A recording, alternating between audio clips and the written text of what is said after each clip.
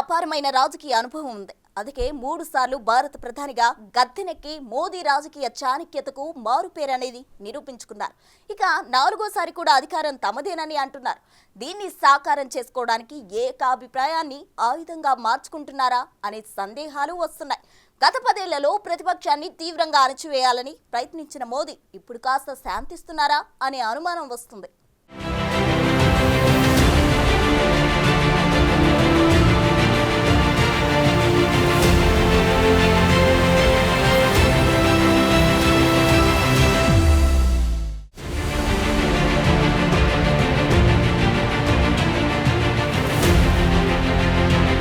ఇటీవల ఎన్నికల ఫలితాలు వెలువడిన తర్వాత పార్లమెంటరీ పార్టీ నేతగా మోడీ చేసిన మొదటి ప్రసంగంలో కీలక వ్యాఖ్యలు చేశారు. ఎన్డీఏను స్వతంత్ర భారత చరిత్రలోనే అత్యంత బలీయమైన సంకీర్ణంగా నరేంద్ర మోడీ అభివర్ణించారు. ఈ సంకీర్ణం 3 సార్లు పూర్తికాలం అధికారంలో కొనసాగుతుందని, 4వసారి కూడా ప్రభుత్వాన్ని ఏర్పాటు చేస్తామని ధీమా వ్యక్తం చేశారు. విపక్షాలు కేవలం అధికార దాహంతోనే ఒక్కటయ్యాయంటూ ఇండియా కూటమిపై విరుచుకుపడ్డారు. ఈ ఎన్నికల్లో ఎన్డీఏ విజయాన్ని కూడా ఓటమిగా చిత్రీకరించేందుకు ప్రతిపక్షం విఫలయత్నం చేసిందని అన్నారు.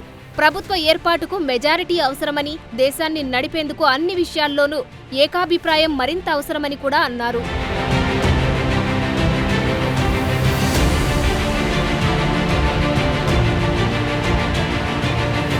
ఇక ప్రజలు ఇచ్చిన ఈ 3వ అవకాశంలో మూడింతల మెరుగైన ఫలితాలను తీసుకొస్తామని మోడీ హామీ ఇచ్చారు. మూడింతల బాధ్యతతో పనిచేస్తామని చెప్పారు.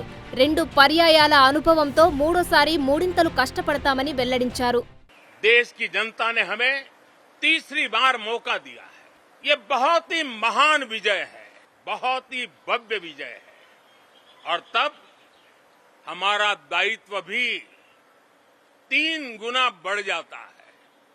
और इसलिए मैं आज देशवासियों को विश्वास दिलाता हूं कि आपने हमें जो तीसरी बार मौका दिया है, 2 बार सरकार चलाने का अनुभव हमारे साथ जुड़ा है। मैं देशवासियों को आज विश्वास दिलाता हूं कि हमारे तीसरे कार्यकाल में हम पहले से 3 गुना ज्यादा मेहनत करेंगे। हम परिणामों को भी 3 गुना ला करके रहेंगे, और इस संकल्प के साथ हम इस नए कार्यभार को लेकर के आगे चल रहे हैं. అయితే గత 10 ఏళ్లుగా పార్లమెంటులో నాణ్యమైన చర్చలను కోల్పోయామని ఇటీవల మోడీ వ్యాఖ్యానించారు. విపక్ష నేతలు ఈసారైనా జాతి ప్రయోజనాలే లక్ష్యంగా పార్లమెంటులో అడుగు పెడతారని, అర్థవంతమైన చర్చలు చేస్తారని ఆశాభావంతో ఉన్నానని అన్నారు. ప్రధాని మోడీ మాటలు ఇంతవరకు బాగానే ఉన్నాయి. అయితే గత 10 ఏళ్లలో మోడీ ప్రభుత్వ వైఖరి లోక్సభలో ఎలా ఉంది?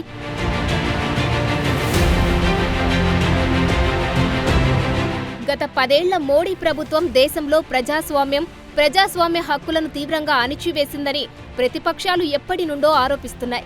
ఇదే ధోరణి కొనసాగితే భారతదేశం అధికారిక ప్రజాస్వామ్యంగా మాత్రమే మిగిలిపోతుందని, పూర్తిస్థాయి అధికార రాజ్యంగా మారుతుందని కూడా కొందరు వాదించారు.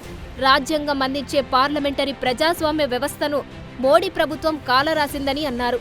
పార్లమెంటు చట్టాలే చట్టంగా మారుతాయి కాబట్టి గత 10 ఏళ్లు క్లియర్ మెజారిటీతో గద్దెనెక్కిన మోడీ ప్రభుత్వంలో ఏకపక్ష నిర్ణయాలే జరిగాయని విపక్ష నేతలు చెబుతూనే ఉన్నారు. ఇక రాబోయే 5 ఏళ్లు మోడీ ప్రభుత్వం గత వైఖరినే కంటిన్యూ చేసే అవకాశముందని కూడా అంటున్నారు.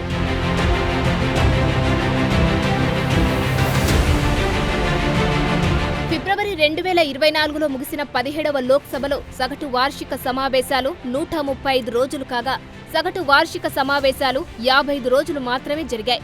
ఇక పార్లమెంటు ఆమోదించడానికి ప్రతిపాదించిన చట్టాలను పరిశీలించడంలో పార్లమెంటు కమిటీలు కీలక పాత్ర పోషిస్తాయి. అలాంటి చోట మోడీ అధికారంలోకి రాకముందు 2009 నుండి 2014 పార్లమెంటులో 71% బిల్లులను కమిటీలకు పంపగా, 2019 నుంచి పార్లమెంటు చివరి టర్ములో కేవలం 13% శాసనసభ బిల్లులను మాత్రమే కమిటీ పరిశీలనకు పంపింది మోడీ ప్రభుత్వం. దీనికి కారణం ప్రతిపక్షానికి సరైన ప్రాధాన్యత ఇవ్వకపోవడమే అన్నది నిపుణుల అభిప్రాయం. నిజానికి పార్లమెంటులో ప్రతిపక్షం కీలక పాత్ర పోషిస్తుంది. అయితే మోడీ పాలనలో ప్రతిపక్షాలను అణిచివేసేందుకు క్రమపద్ధతిలో ప్రయత్నాలు జరిగాయనే ఆరోపణ ఉంది.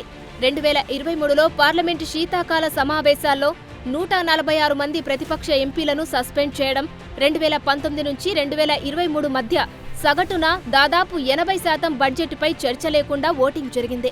ఇక 2023లో బడ్జెట్ మొత్తం చర్చ లేకుండానే ఆమోదించారు.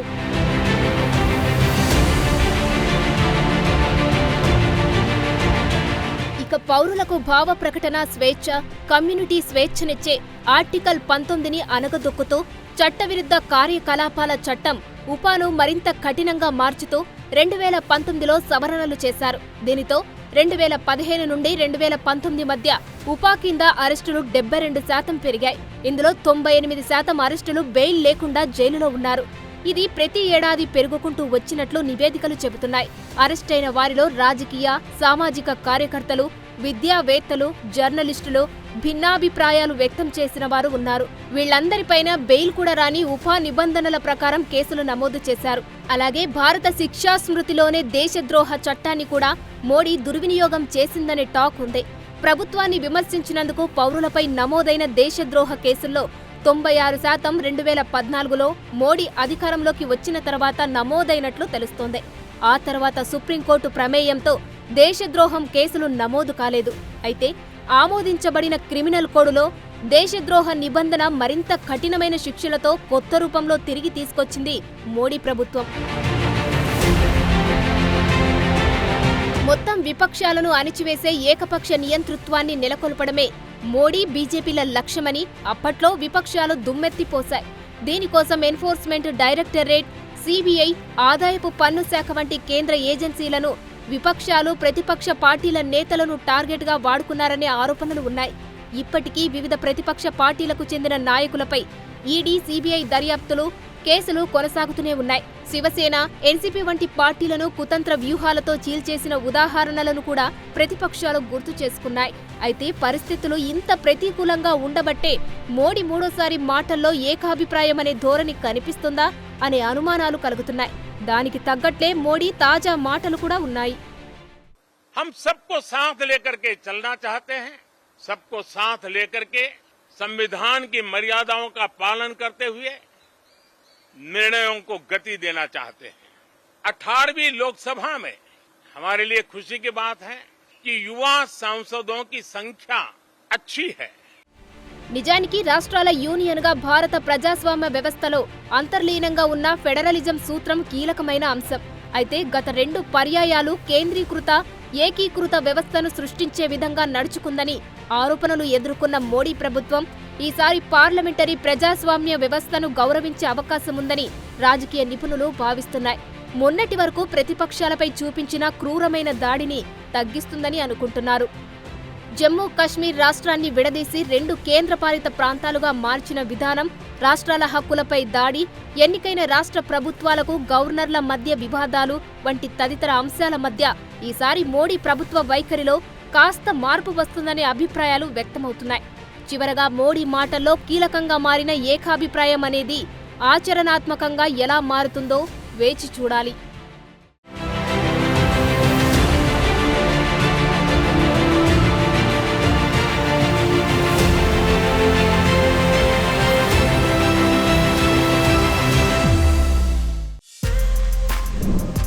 For more videos like this, subscribe Big TV channel.